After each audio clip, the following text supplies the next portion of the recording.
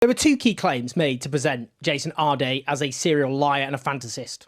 One concerned his claim that he ran 30 marathons in 35 days, and another is his claim that he played semi-professional football. These claims were ridiculed and attacked extensively across the media.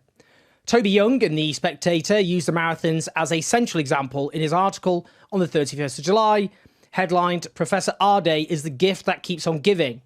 He used this particular example, running marathons, to call him an Ali G-like character. Giles Corrin in The Times said the claims took Arday into genuine playground territory, comparing it to a school friend who claimed his dentist father had been on the first moon landing, before saying it becomes difficult to tell where Arday's truth ends and bullshit begins.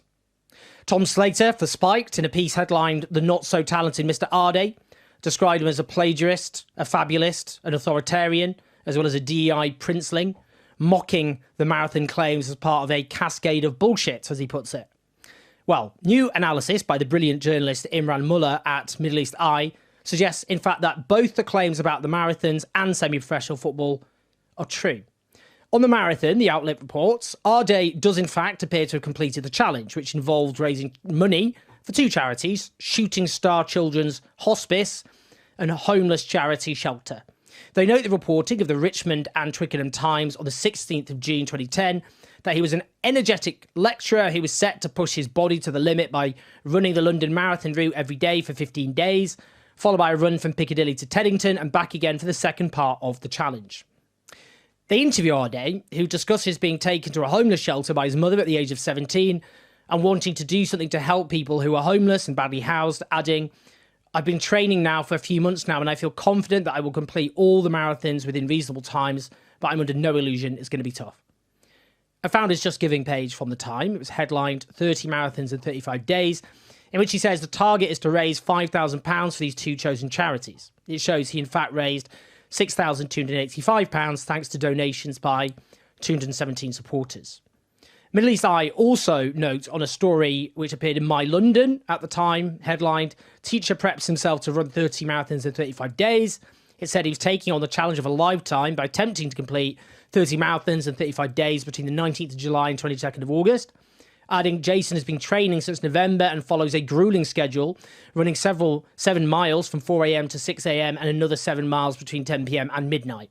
In between, he teaches at the college." They further report an article in the Richmond and Twickenham Times reporting he'd completed his first marathon, writing, "Jason Arday set off from Clapham at 6 a.m. yesterday to run the 26-mile course, which took in the sights of central London and Teddington before finishing in Putney." And it included a photo of Arday running.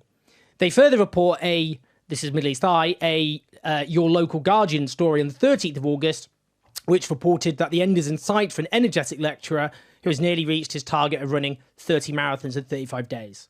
Crucially, Shooting Star's Director of Fundraising and Marketing, Kim Darton, was reported as cycling alongside Arday on his 24th marathon and said, "I stayed with Jason throughout and we shared life stories through the night. I'm stunned by this splendid man and found my moments with him tremendously inspiring." Then on the 25th of August, Middle East Eye report that the Richmond and Twickenham Times said that after completing his marathon, he endured daily ice baths and a hairline fracture to his leg. That is a key claim, by the way, which has been challenged about the hairline fracture. Middle East Eye notes it's been falsely characterised as a broken leg, for example, by the Daily Mail.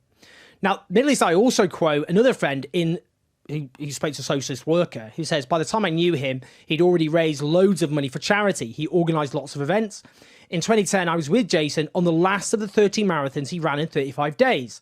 She's also quoted as saying, "Lots of people participated because he did the same route every day. A lot of the other students would meet up with him and run some of the way with him. A whole bunch of us ran with him for the second half of his last marathon.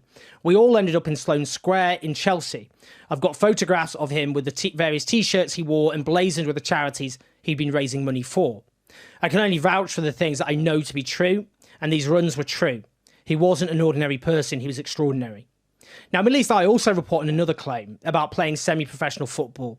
They did establish he did in fact play for two semi-professional clubs, Walton and Hersham FC and Lewisham Borough FC.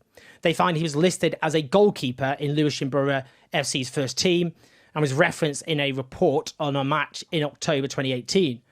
The writer Nels Abbey also posted a video of him in a changing room surrounded by other players. Clap, clap, clap. I wanna love you.